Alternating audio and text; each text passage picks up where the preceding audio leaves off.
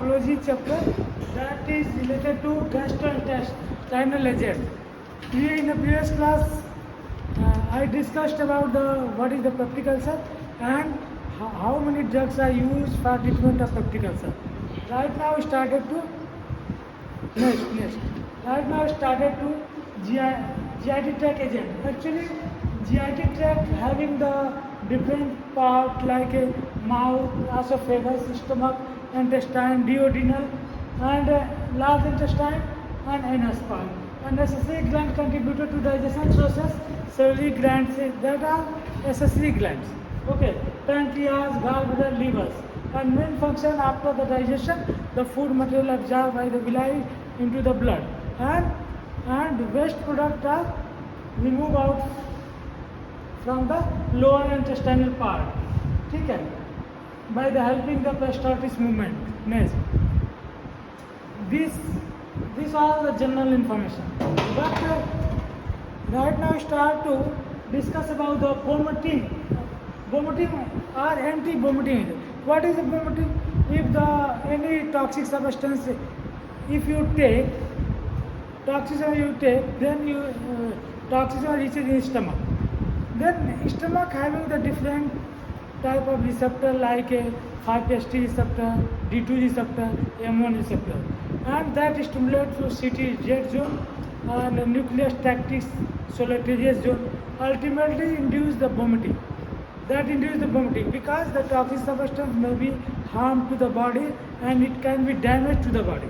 That's why that toxic substance necessary to expel out, you can say the induce the vomiting for the expel out from the body, because it having that system is developed to protect yourself by the toxic substance. Okay. It includes the toxic substance, apomorphine, emetic agents, sub-emetic agents, and morphine also having the toxic.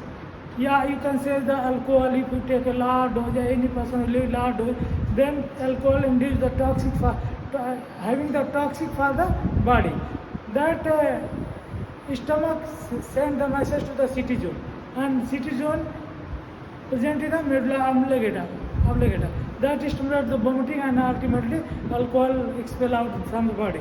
Then that time the body will be safe, उसका safe हो जाता है. तो vomiting एक process है. कभी कभी आप जनरल मेडिसिन में जैसे गांव या विलेज एरिया में क्या करते हैं कि वोमिटिंग कराना तो शॉप का गोल करके आप किसी पर्सन को ड्रिंक करा देते हैं, तो शॉप का गोल भी वोमिटिंग इंड्यूस कर देता है. तो जो भी आप टॉक्सिक सब्सटेंस बाई चांस ले लिए हो और शॉप अपने देखते वोमिटिंग हो तो टॉक्सिक सब्सटेंस बाहर आ जाएगा. यदि बाई चांस ब्लड में एब्जॉर्ब हो गया तो ब्लड में भी रिसेप्टर, तो वो भी सिटीजन को स्टिमुलेट करके वो रिमूवल का प्रोसेस होता है.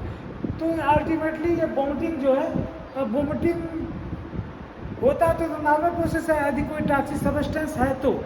बट यदि एबनॉर्मलिटी किसी वजह से, किसी बॉडी के किसी फंक्शन की वजह से बार बार वोमिटिंग हो रहा है तो डिहाइड्रेशन हो जाएगा या कुछ ऐसा है, तो उसको ट्रीट करने के लिए एंटी वोमिटिंग एजेंट यूज करते हैं. ऐसा कोई टॉक्सिक सब्सटेंस लिया तो तब तो वोमिटिंग होना ठीक है, लेकिन ऐसे नॉर्मली कोई टॉक्सिक सब्सटेंस में बार बार वोमिटिंग हो रहा है तो वो जीआईटी का एक प्रॉब्लम है, डिसीज है, तो उसको ट्रीट करने के लिए एंटी वोमिटिंग एजेंट देते हैं. अब वोमिटिंग आपको बता दें गैस्ट जो है, ठीक है. ये तो मैं आपको बता ही दिया कि वोमिटिंग क्या होता है, ये बता दिया. नेक्स्ट ठीक है. तो एक बार प्रीवियस समझ लिया, एक नीचे था. हाँ देखो, anti vomiting mass the cause should not be use ultimately determine the unless vomiting in A severe enough causes the dehydration electrolyte imbalance. मतलब जो क्या है कि जो जिसकी जरूरत नहीं है, अनलेस वोमिटिंग बार बार होगी तो इलेक्ट्रोलाइट का डिसबैलेंस हो जाएगा, तो इसको ट्रीट करने के लिए हमको ड्रग यूज करना पड़ेगा. तो पहले इसका रीजन जानना पड़ेगा वोमिटिंग कैसे हो रहा है और उसी पे ड्रग यूज करते हैं. नेक्स्ट तो एंटी देखिए, पहला बताया कि two major cerebral centre, city zone के केमोरिसेप्टर ट्रिगर जोन, जिसको सिटी जोन जो कहते हैं, which lies to the medulla and vomiting centre. ठीक है, इसको वोमिटिंग सेंटर बोलते हैं. देखो आपका ब्रेन क्या है, कवर्ड है ब्लड ब्रेन बैरियर से कोई भी केमिकल सब्सटेंस वहाँ पे पहुँच नहीं सकता। जो हाईली लिपिड सॉल्युबल होते हैं वही पहुँच पाते हैं। लेकिन सिटी जोन ऐसी एरिया है जहाँ पे कोई भी केमिकल का मतलब पहुँच इनहेल वहाँ पर ना पहुँच जाता है। तो पहुँचने के बाद इसलिए नेचर ने एक सेफ्टी दिया कि कोई भी टॉक्सिक सब्सटेंस जाएगा, कुछ ऐसा प्रॉब्लम तो एटलीस्ट सिटी जोन तक मेडुला तक पहुँचा जाए, सिटी जोन तक कि वोमिटिंग करा सके। तो यहाँ पे सभी केमिकल अल्टीमेटली उसका पहुँच जाता है। ठीक है, CTZ receive the signal impulses drug toxic and वेंट्रुला सेंटर होता है जो वोमिटिंग स्टिमुलेट करता है। अल्टीमेटली पेशेंट को वोमिटिंग हो जाता है। तो वो तो सेफ्टी के लिए वोमिटिंग कर रहा है। आप जैसे कोई भी जीआईटी प्रॉब्लम हुआ तो वो भी सेंसेशन कहाँ तक सिटी जोन तक जाता है, तो वो वोमिटिंग इंड्यूस जाती है। ठीक है, अब देखो ये जैसे वोमिटिंग सेंटर ये है ना, सिटी जोन, वेंट्रिकुलर सेंटर और सिटी जोन एरिया, ये कहाँ मेडुला ऑब्लिंगेटा में। इसको केमोल सबक्लेटिकल जोन बोलते हैं, आपको बता दिया। कोई drug and toxic substance stimulate कर देता है।